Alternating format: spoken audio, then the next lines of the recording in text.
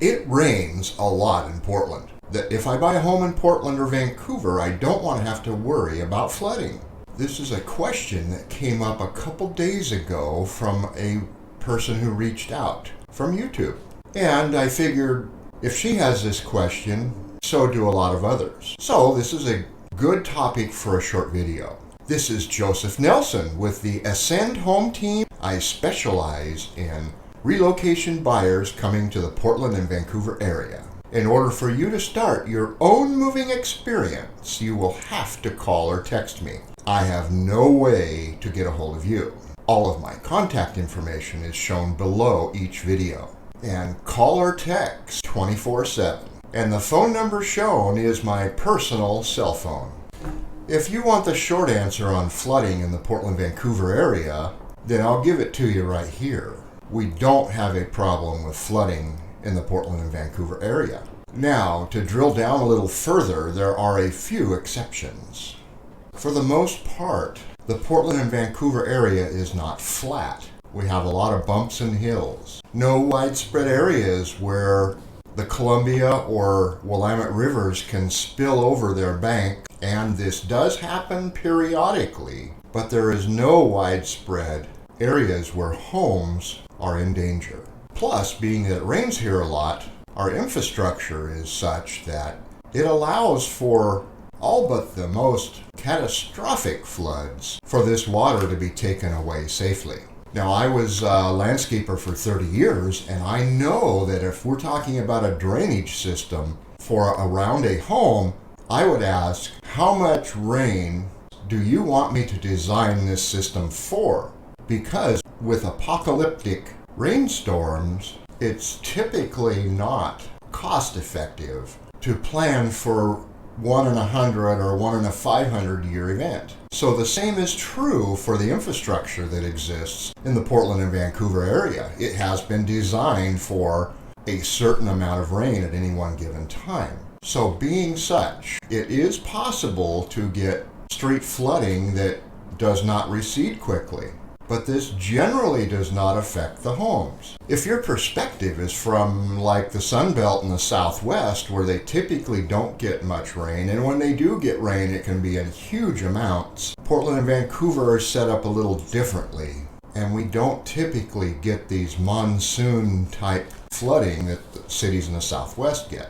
There was one event in 1996, and it happened like this. We had very low snow levels, and it lasted for about a week, and there was about 10 inches of snow on the ground in the Portland-Vancouver area, and that means there was more than that in the mountains. I happened to fly from Portland to Medford for an association meeting, and I saw no bare ground on the entire flight. The entire state of Oregon from north to south was covered with snow, and this would have been the case for Washington as well. This rare snow event was followed by a very warm, wet rain event. I think we got about 6 inches of rain in a couple, 3 days. So this caused all of that snow to melt in the mountains and in the cities. And this was the worst flood in my lifetime.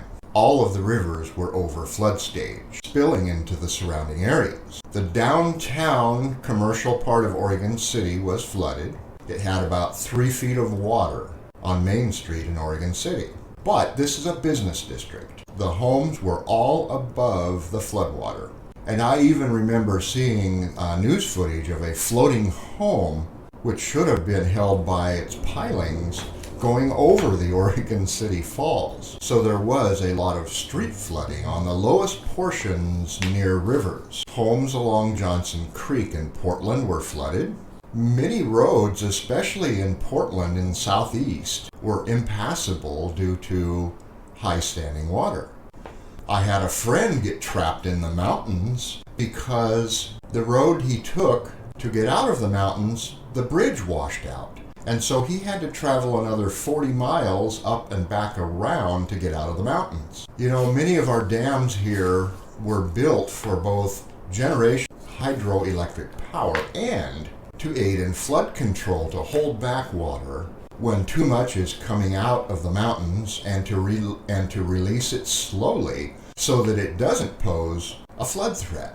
Now, before many of the dams were put in, the city of Vanport, which is part of North Portland right on the Columbia River, was catastrophically flooded. And this displaced 40,000 people. Vanport was the second largest city in the state of Oregon, just behind Portland, which it was attached to, but technically it was a separate city. This area was protected by dikes, similar to New Orleans. And as like in New Orleans, when they flood, water goes over the dikes and then it can't get out. But this city no longer exists. Our city officials decided it was not a good idea to rebuild in this part of the city. So now this is where Portland International Raceway is located and the Heron Lakes Golf Course, as well as our Expo Center and a lot of commercial warehouses. It was determined that this area was just not appropriate for zoning for homes. And in contrast to New Orleans, where it would be impractical to relocate the whole city, they continue to deal with this on a fairly regular basis. And the Portland-Vancouver area was well suited to absorb this population into safer areas, and that's what happened. So the region has ample higher elevation that's appropriate for residential property. And over the years, rezoning has taken place to make sure that the locations where homes are built are in safe areas. But we still have a few areas in the region that are vulnerable. Homes along Johnson Creek in southeast Portland, for instance. Riverfront homes in the Mount Hood National Forest. These homes are situated right on the river and they periodically flood. So if you're looking at a home on the river, the likelihood of flooding is much greater than in a typical residential area. Stretching out further, Vernonia, a community to the west of Hillsborough, sits on the Nehalem River, and this area is prone to periodic flooding. Similar situation in the town of Sheridan, which is southwest of Beaverton and Tigard. This area gets flooded by the Yamhill River. Ultimately, a search on FEMA's flood designation map should point out and alleviate any concerns as to what areas flood. If an area is prone to flooding, it will have a flood designation. And this would be 50-year flood area, 100-year flood area, 500-year flood area, etc. But again, as a rule, we do not have flooding issues in the Portland-Vancouver area.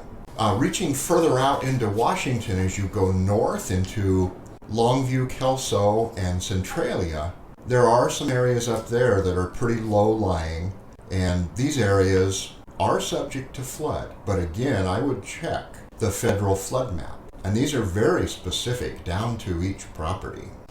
And if you're going to get a mortgage on a property that is within a flood-designated zone, you will have to buy federal flood insurance. The federal government, as far as I know, is the only place you can buy flood insurance because nobody else wants to take the risk of providing insurance. So with that, if you desire to have your own moving experience with me, you have to call or text me.